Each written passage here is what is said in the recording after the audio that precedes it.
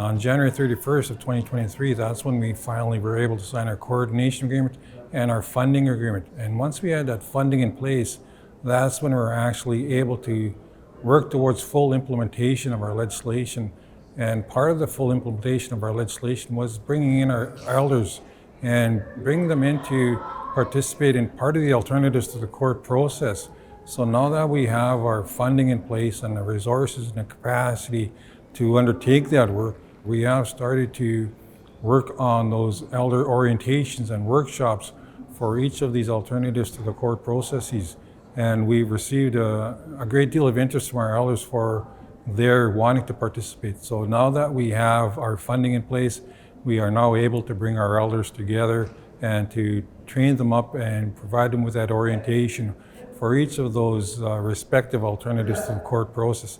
And that's, again, another very exciting process in terms of making sure that we do this work our way in accordance with our Indigenous legal traditions and directed and guided by our elders. So very excited to be put in this position that our elders can actually be part of that hands-on process for helping out our families and helping out our children.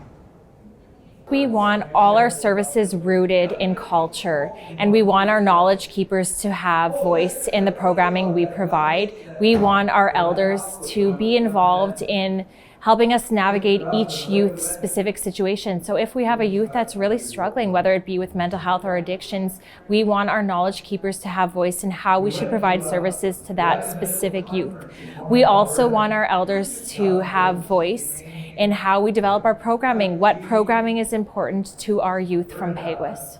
Our elders have always been really great, but they're very welcoming of our youth and of this opportunity. They're eager to work with our youth and support our youth.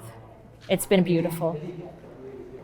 I believe elders hold the key for our youth to be the future. In order to have a great future, we have to learn from our past, and the best way to learn from our past is from the elders who lived in the past. That we have a common thing in our ceremonies that when we do a ceremony, we honor the 7 generations before us while looking ahead 7 generations. The elders are going to play a key role in our programming as much as possible, and I love to see more elders come out and share their stories, share whatever teachings they can. So again, I would love to see our elders be more involved in our program as much as possible. The big takeaway is the sense of community, and for our youth even, it's a big step for them because a lot of them lost connection with their family and don't know their connection to their family. We have a youth here who's first time being involved in Peguis, and he's meeting a lot of his family. So that's the big takeaway, is the sense of family that everyone has here. Bringing all this information to the elders, I do believe is very important because we are trying to reach out to our elders and ask for their help to, be with our families, to have their teachings, to hear from them, share with our families, because it's very important to have elders, I truly believe, because they have so much life experience, and having them to be a part of our sharing circles will be, I truly believe, would be awesome, because that's a missing part that our family needs, is that guidance from our elders. Yeah, we actually did training with some elders already and showing them the process of the sharing circles. So we do have a lot of interest in a lot of elders. We did 2 days of training for different Peguis members, elders. So I'm excited once we get the ball start rolling to have them to be part of our sharing circles.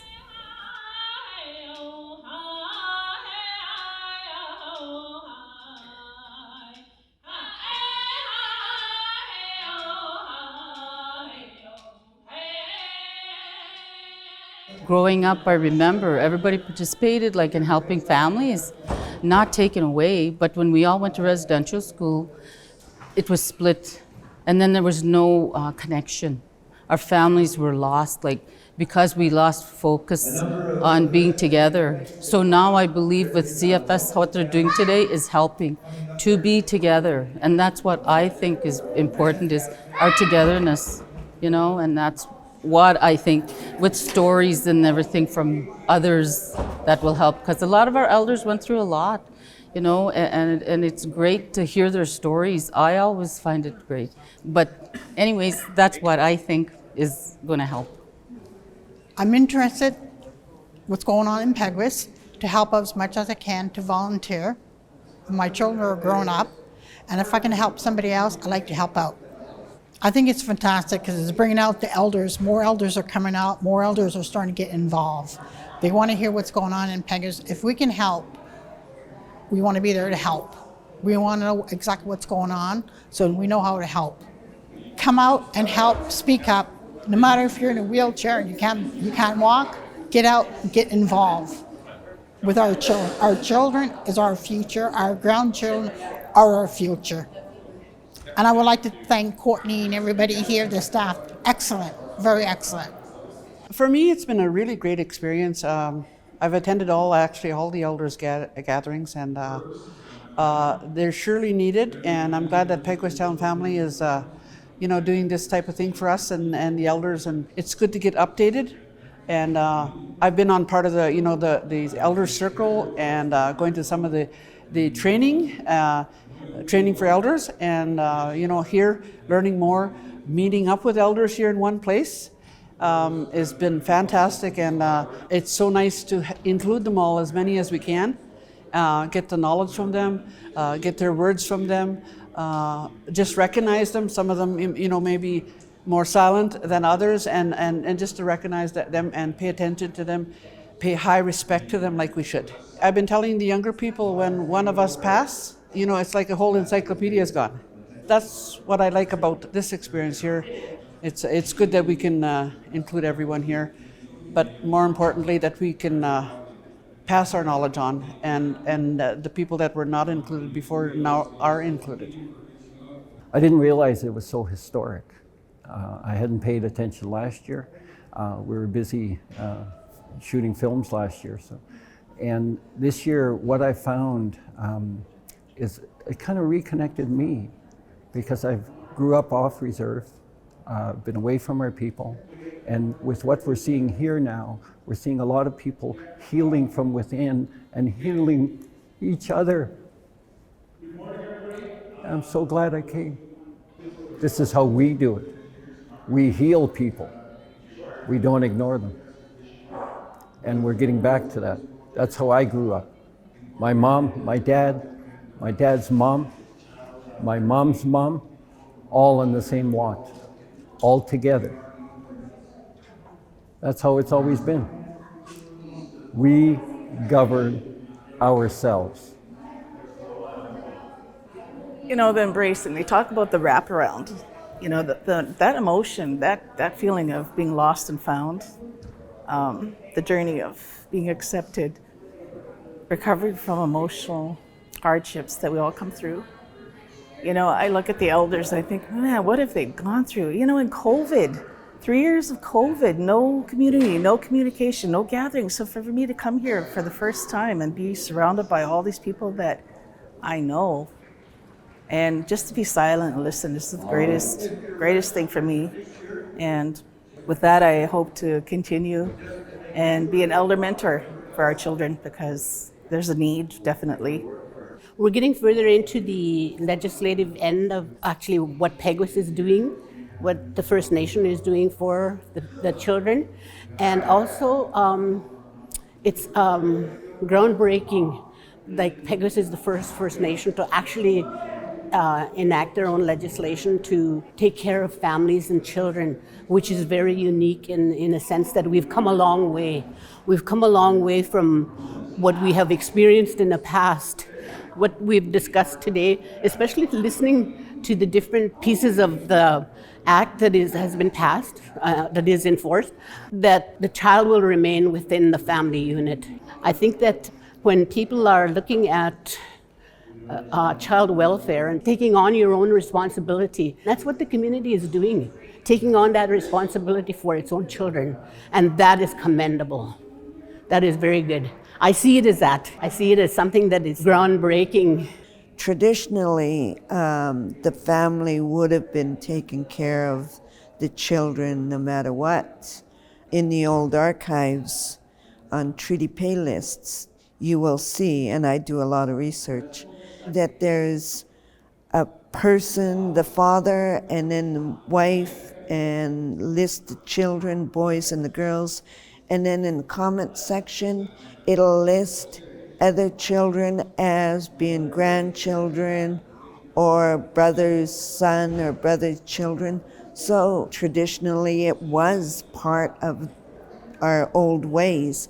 Now for it to come about, it's just like seventh generation. So it's kind of nice that they are now starting to do that. Today, we're learning more about what's going on and how the elders are being involved and included in the raising in our children. So that's a good thing.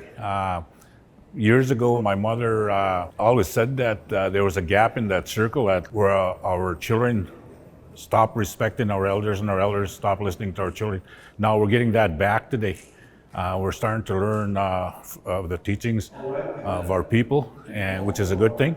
I'm not traditional, but I do respect it. I do dance Palo every now and then. But it's important that we learn to develop what our Child and Family Service is doing today to help our children and our elders get back together, join that circle again. I think it's very important, and we're starting to learn more about it this year, and we did. The progress is doing good, and I really appreciate coming to these things and learning more myself. It's been a real process. I noticed from the first one I came to, I wasn't sure what it was all about, but the second one I went to is a little bit more informative. I went to the signing when they signed the legislation of giving Peguis back their children, and now this one, and I'm enjoying it immensely. I was raised in Selkirk. Never knew I knew I was Native, but they never talked about anything. My grandmother never talked about anything, and I want to become more involved in the community. I'm still trying to learn all the traditions and the ceremonies. And I've actually just heard today that there's some free courses online to learn more about the Anishinaabe ways. So I'm going to look into it. I was really impressed with the workshop that was held today, with the understanding that we're picking up our traditional ways. We're using our ancestral knowledge to guide us. And that's one of my beliefs as First Nation, that we do know our history, we do know our culture, we do know our language, because this, as we embrace it, it's going to guide us. It's going to guide our children. It's going to guide our grandchildren into the future. It brings joy to my heart knowing that what they're doing in embracing our language, our history, our culture, it really, really brings joy to my heart, because we're on the right path. It took time to get here, but we're there. And I hope we move forward in this good way, in this good sense, and knowing our history, our culture, and all the values that come along with it. And so now this new legislation is designed to keep families together, to keep our community intact. And that is what is precious in our community, is our children. And we need to keep our children, and we need to keep our families together. We need to keep our nation whole. I had a lot of teachings from traditional people. I feel like I have a lot to offer to our children, to our community, and I'm happy to share all those experiences. I've been a teacher at the Peguis School for the last 30 years, working with young children through the years. When you know that child or children are in care, they're separated from their parents, you can see it. You can see it when they come to school. They're acting up, they're angry, you know there's something wrong. And when you see when they're reunited with their families and you see them back at school, you can see the difference. So I know children being separated from their parents or families is not good. This is my second or third gathering of elders with the CFS, and I've watched that process where the whole goal is to keep families together. And I'm very honored and proud to be part of it. Me and my wife are involved in the sharing circles with CFS, and looking forward to become involved in that process and helping families and children. So I'm very happy to be here and very honored to be part of this process. This is my second time here at the Elders Gathering here, and I'm so blessed to be part of this.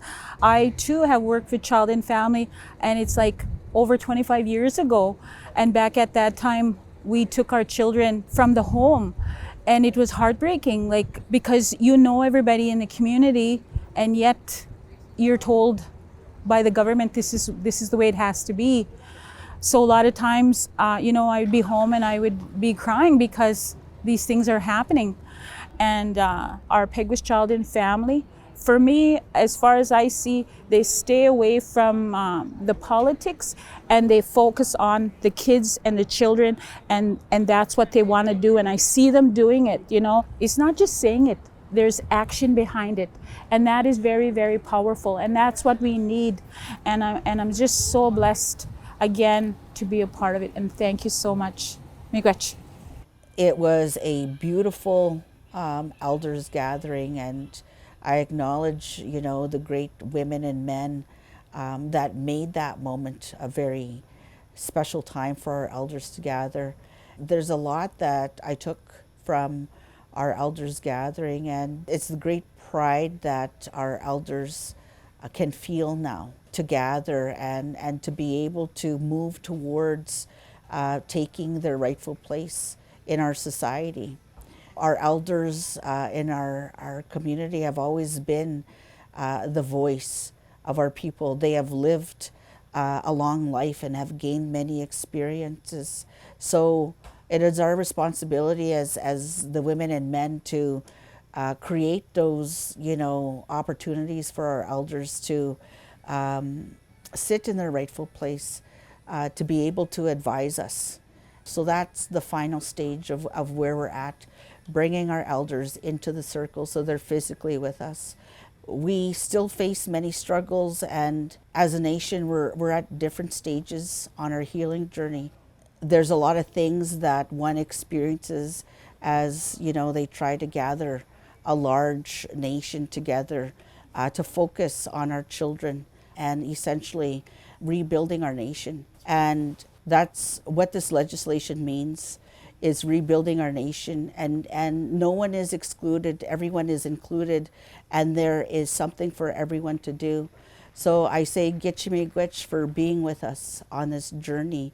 And if you have not come into the circle, being again, come in, and there's something for everyone as we work with our children. Gitchimigwich.